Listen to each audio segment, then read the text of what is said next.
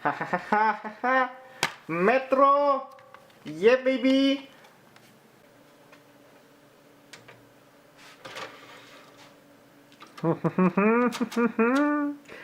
I can't wait to play this.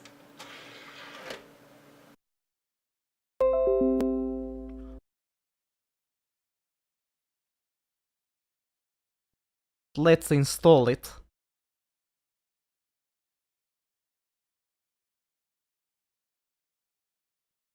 Epic Games? What the bleed? What the fuck is this shit?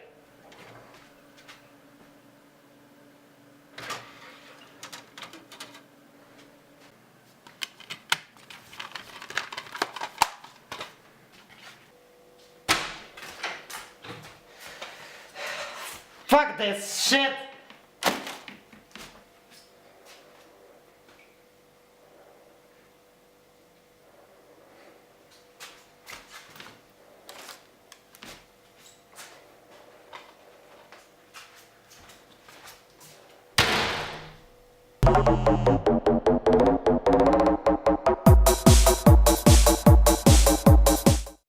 Hello tovarishi, my name is The Machine, and as you have seen, I and a lot of other fellow comrades are not happy that the publishers of Metro Exodus Deep Silver made the choice to put it exclusively on the Epic Games Store.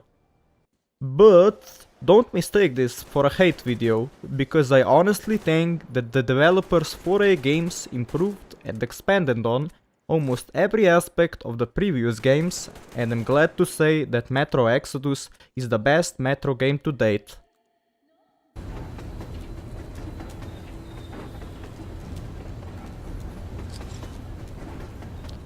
Exodus is a survival horror FPS set in the post-apocalyptic wasteland of the Russian Federation. It is the third game in the Metro series, and it follows Metro 2033 and Last Light. You play as Artyom, a Spartan Ranger who flees the Moscow metro with his fellow comrades. With a train called Aurora, you travel across post-apocalyptic Russia in search of a new place to settle in. Although the game starts slowly, the story is the best in the series, as almost every character is interesting and well developed. The option to talk to most of them during the train sections in between missions made me truly feel for them. I think that Exodus is a good entry point for newcomers and veterans alike, because the story follows Metro Last Light, but is also kind of a standalone story. The only small complaint I have about the story is the voice acting in English. What do you think of this workbench, eh? Everything is within reach, yet there's so much space left. As all Slavs should do, I would recommend switching the language to Russian. The game looks and sounds fantastic and instantly immerses you into its world.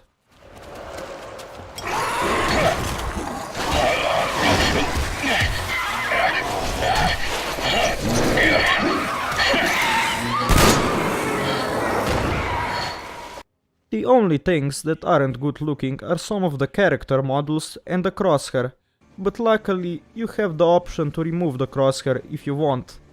One thing I was pleasantly surprised by was the performance on the PC, which was really good. I expected to have under 30 FPS on medium settings, but the game stayed at a stable 60 in almost every area. But there is lack of optimization options on PC. Because you only have one graphics quality setting, you can't change your field of view and you can't remove motion blur completely.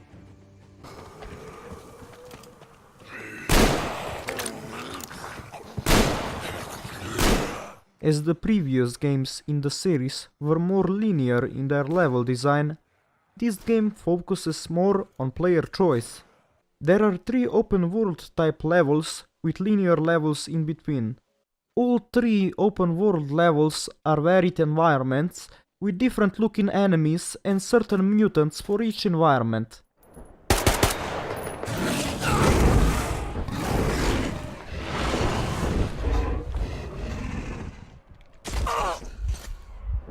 You have a choice to complete only the main missions or to explore the world and scatter resources, attack outposts and find interesting NPCs, with some of them being pretty funny. You turn that damn thing on just one more time. Are you mocking us? Big guns, Satan. Wait, damn it!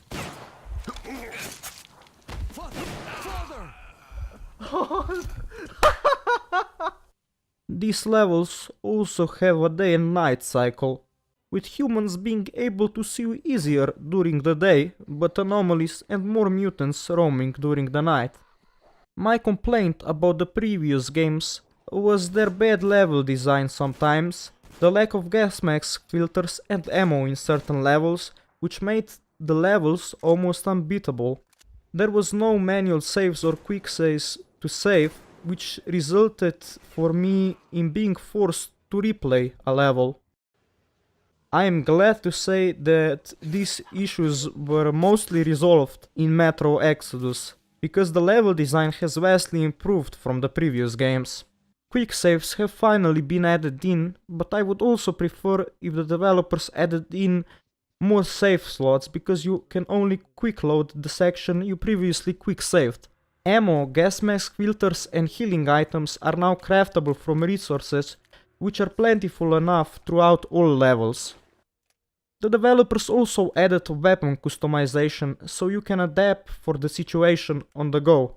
For example, you can transform a revolver into a mini revolving rifle or attach a silencer to kill enemies stealthily.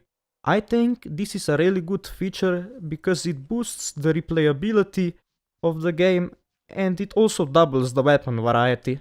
All weapons feel pretty impactful.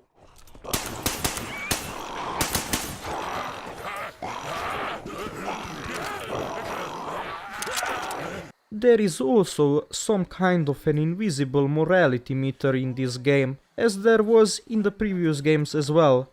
Your screen flashes depending on your choices during the game. If you do good things like sparing and rescuing NPCs, your screen flashes white.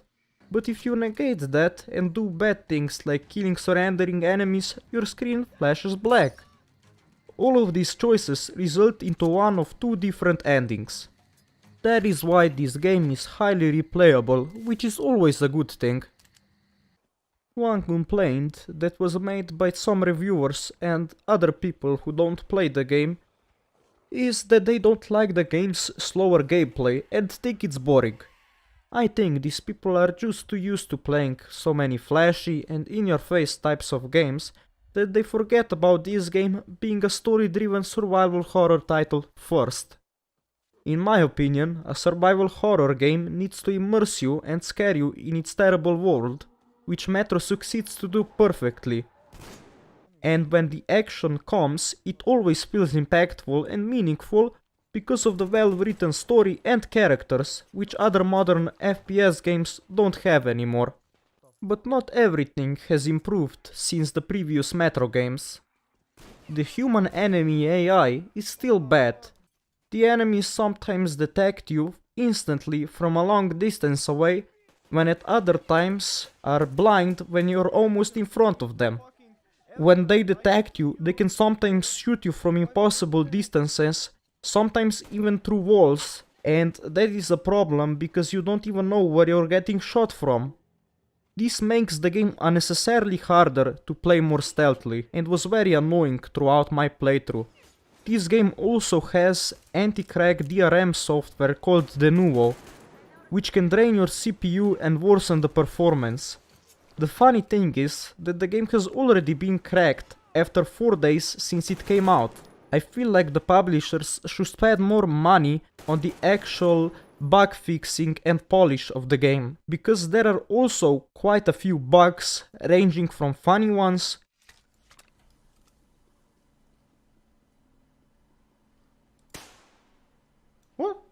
to game-breaking ones.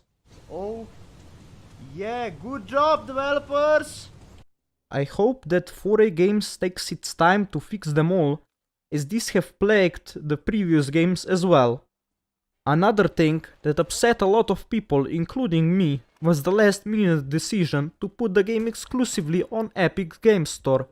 I think that the arguments against this decision were completely valid, because the Metro series was always available on Steam first. I wouldn't mind that decision if the Epic Games Store had more features like offline play, achievements and user reviews, but it's even more bare bones compared to Uplay and Origin, which are both inferior to Steam. Oh, I can't believe my eyes! Artyom! We can't complete a Slav review without asking ourselves how Slav is the game. If you're a Slav, this game is a must-play for you, because the developers are from Ukraine, the story is based on the Metro novels written by a Russian author, Dmitry Glukhovsky. You are Russian, you travel throughout nuclear Russia, you have a gas mask, you smoke cigarettes, and you also drink vodka. Unfortunately, I didn't see any babushkas or people squatting in this game.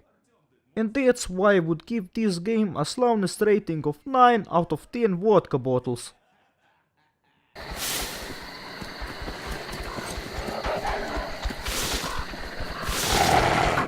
But the Slavness rating doesn't equal the overall rating of the game.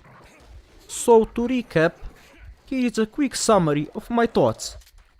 On the good side of things, Metro Exodus has a great story and characters, varied open world levels, deep weapon customization, emphasis on player choice, high replay value, it instantly immerses you, and is also pretty Slav.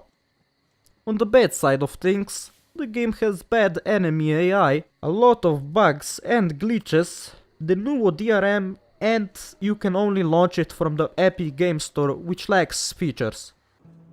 Overall, most of these issues are still fixable and don't drag the game down from being one of the best survival horror first-person shooters on the market, and the best Metro game to date. As a conclusion of a trilogy, it is truly almost everything a Slav gamer would want from a game like this. That is why I'm giving this game an 8 out of 10.